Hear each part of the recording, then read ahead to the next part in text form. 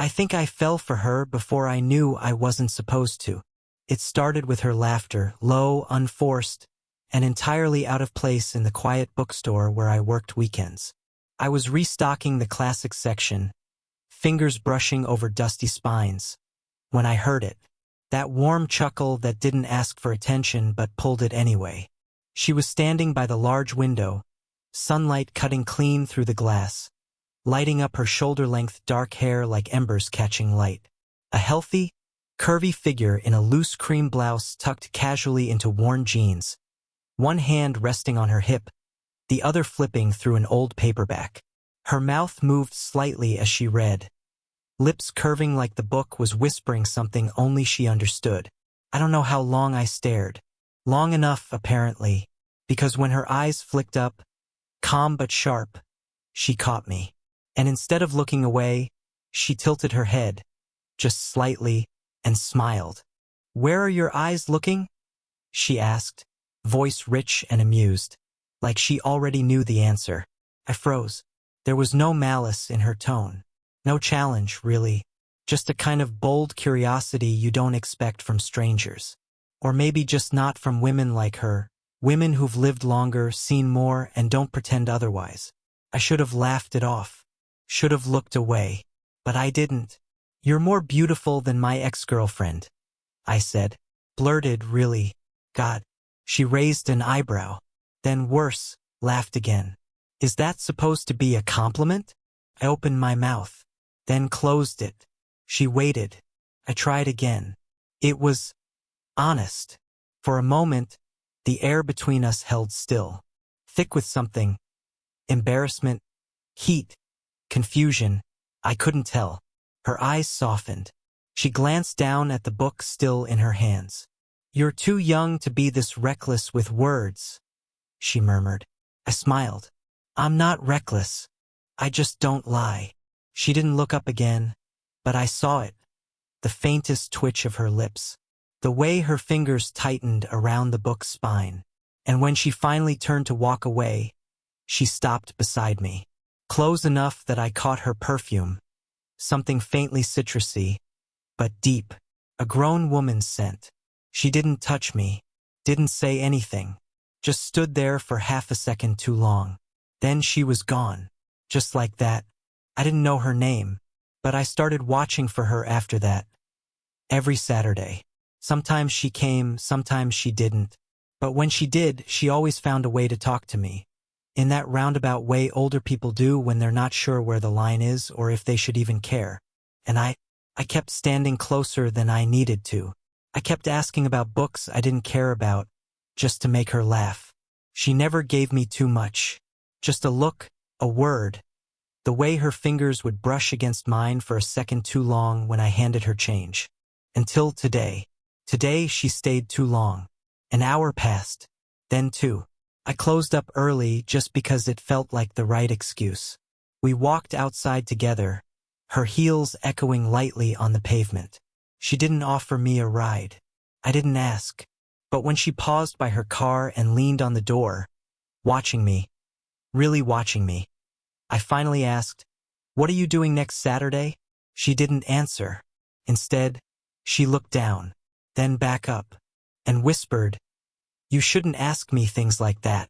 The wind shifted. Her hair brushed across her face. I took one step closer, close enough to see the edge of something cracking behind her composure. Then her phone buzzed. She looked at the screen, froze.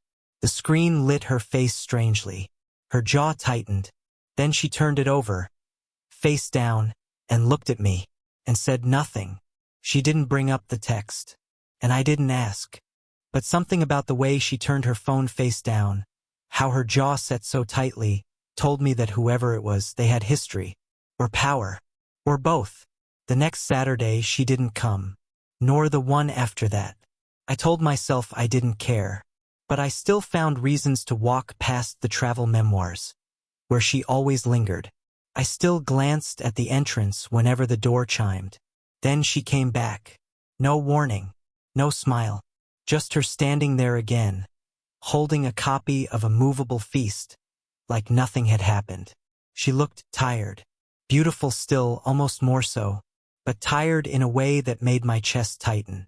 You disappeared, I said. She didn't flinch, just flipped the book open. You say things too plainly.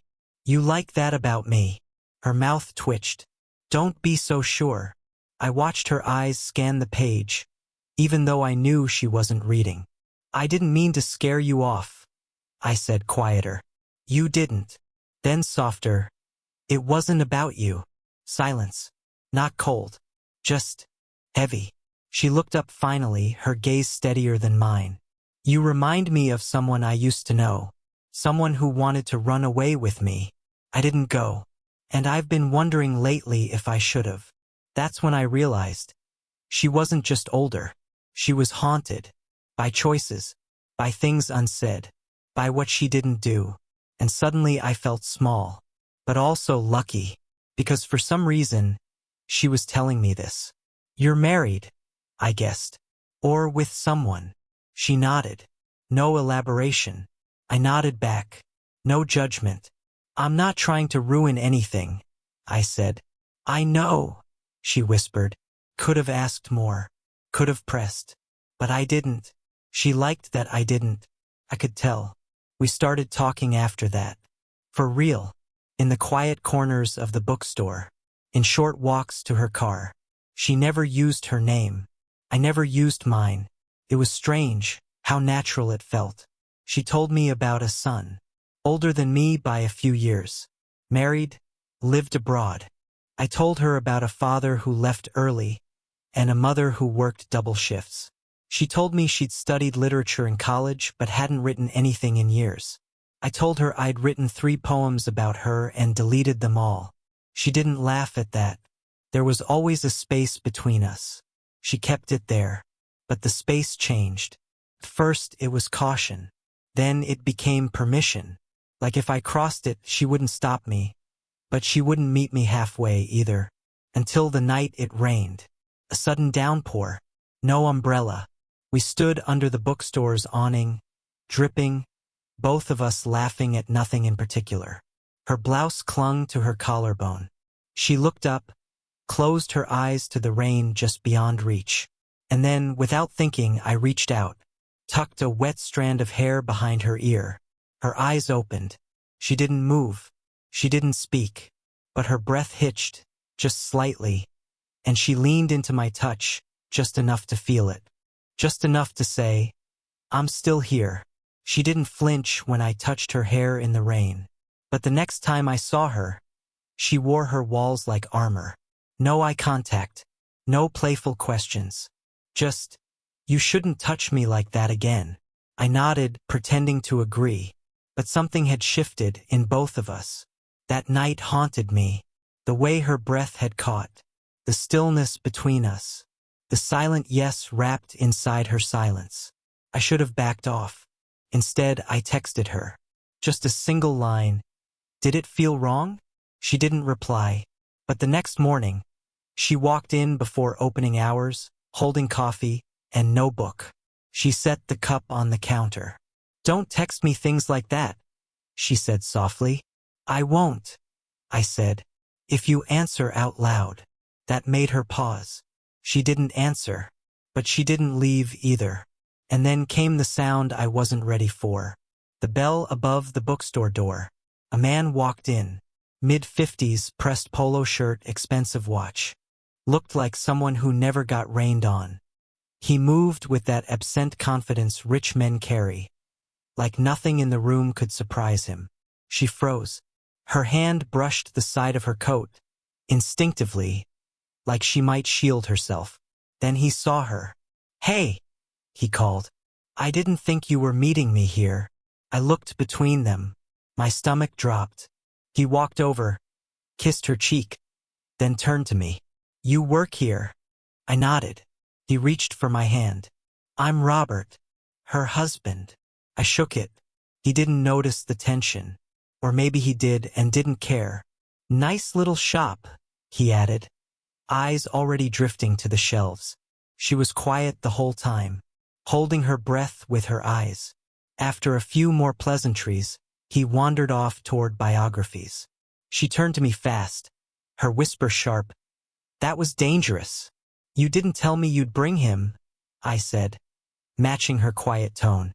I didn't. He followed the location. You could have warned me. I didn't know until he was outside. Our hands were too close, our words too fast, her pupils too wide. This was a mistake, she said, but she didn't move. He doesn't know, does he? Her silence was the answer. Then she reached across the counter, fast, unthinking, and touched my hand, just for a second, just enough for her fingers to find mine. Stop texting me, she whispered. I nodded, but neither of us let go right away. Behind her, her husband was laughing at something on the shelf, calling out her name like it was any other afternoon. She pulled away just as he turned back. Ready? He asked. She looked at me once, eyes sharp with guilt, soft with something else. Then she smiled at him. Yeah, let's go. And they walked out together, leaving my hand tingling where hers had just been. I tried to forget her. I really did. Tried going on a date with someone closer to my age. She laughed too loud, checked her phone, told me I had an old soul and said it like a compliment, but it made my skin crawl, because it wasn't her.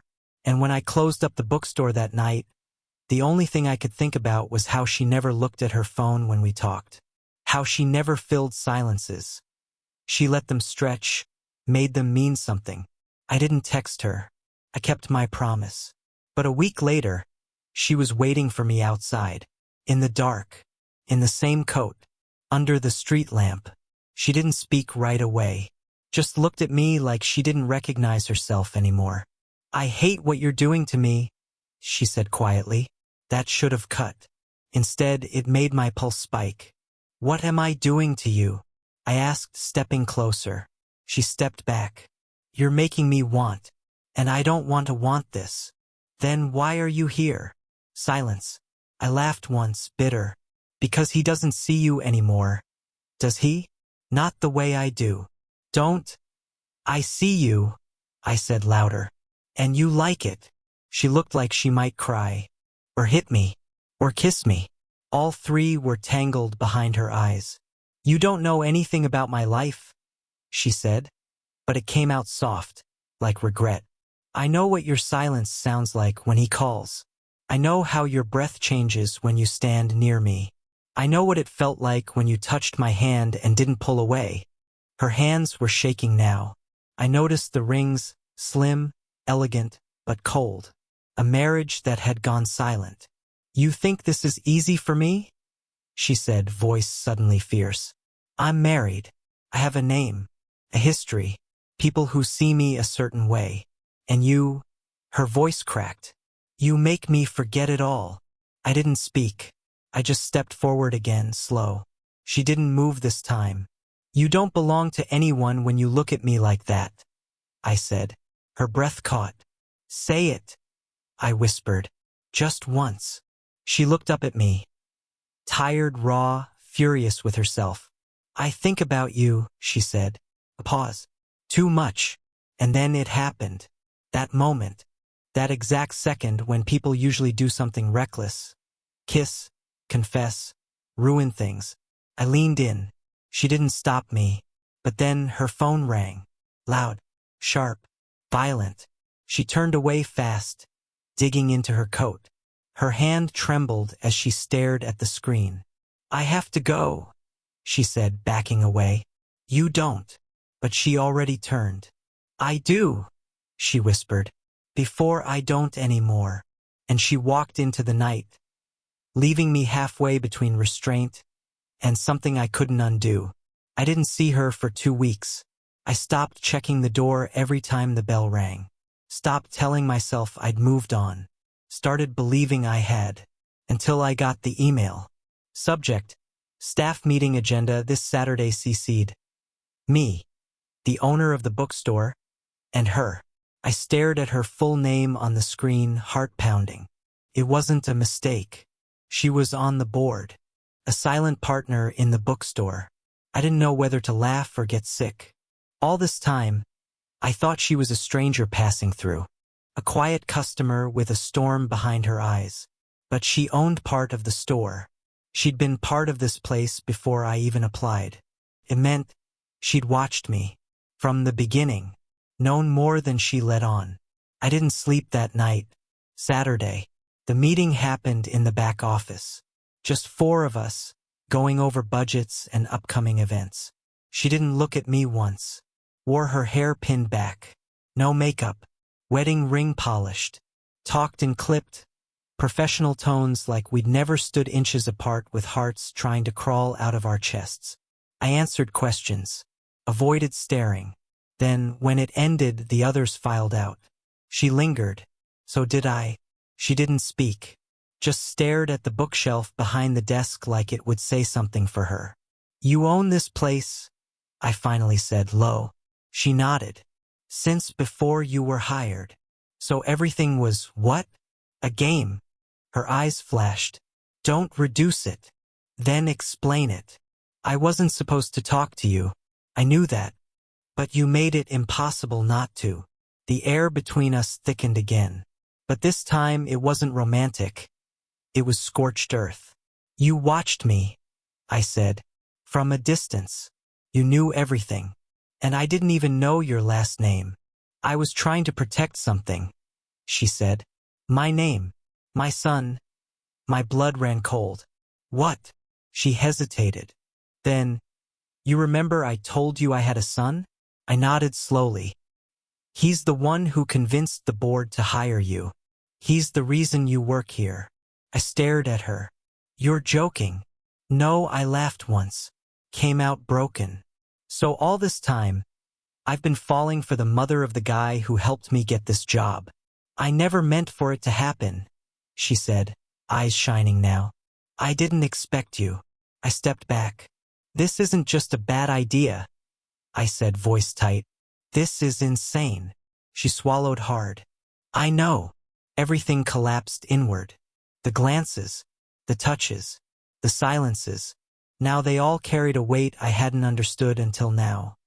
Not just risk, but betrayal. I should quit, I muttered. No, she said quickly. Don't. But she had no solution, no fix, just that same raw ache behind her eyes.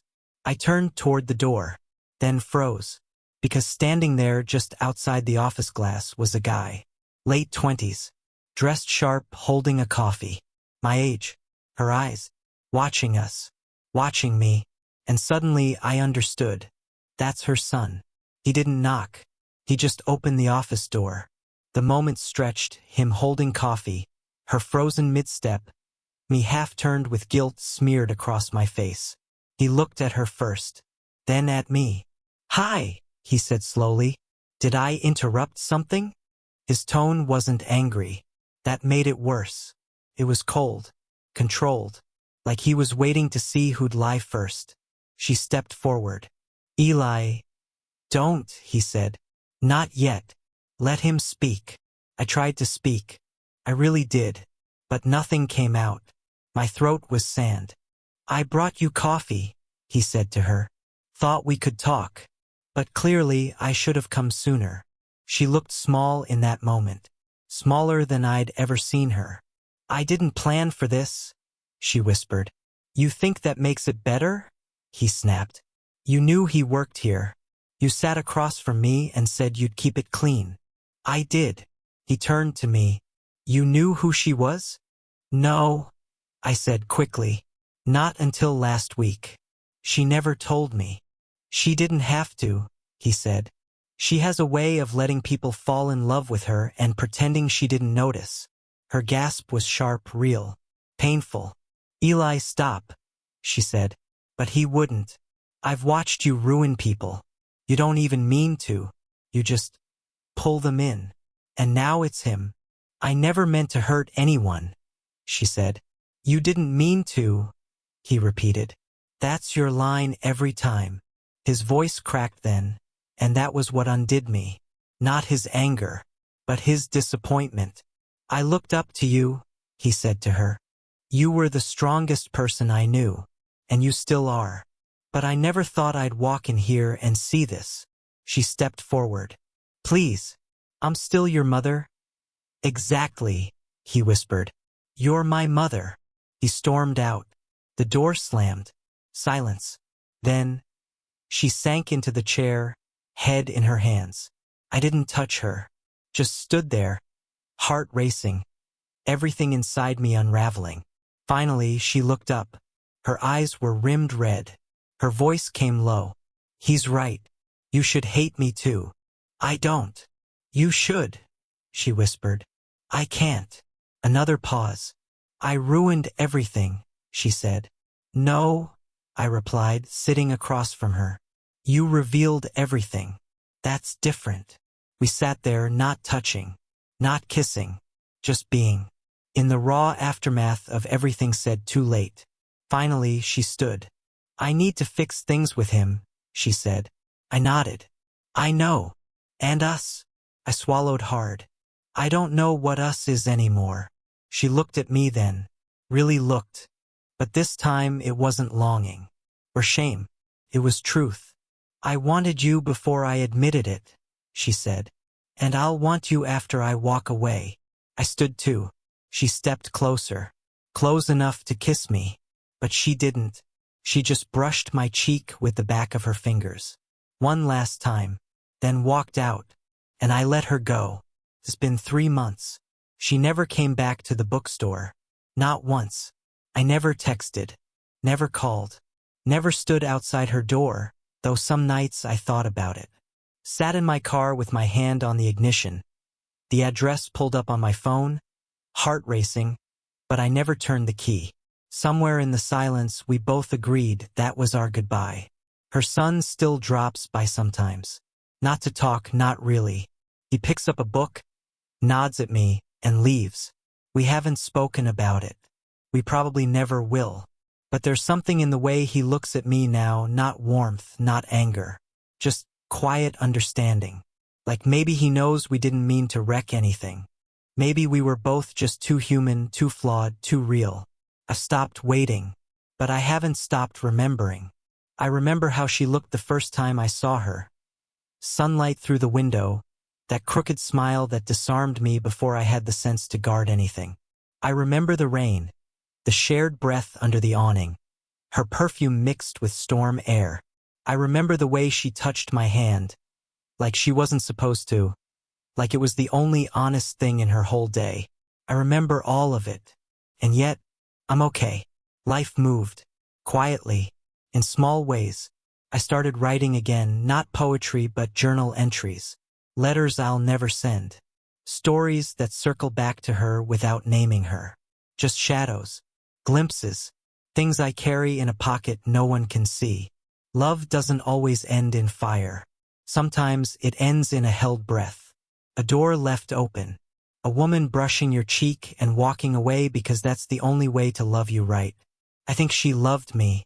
Not forever. But fully. And for now, that's enough. The bookstore still smells like old paper and warm wood. Customers still ask me if I read everything on the shelves. I still lie and say I'm trying. But some nights, when I'm alone, I walk past the travel memoirs and run my fingers over the exact spine she touched that first day. And I swear, sometimes, for just a second, I feel her standing there again, smiling just enough to hurt.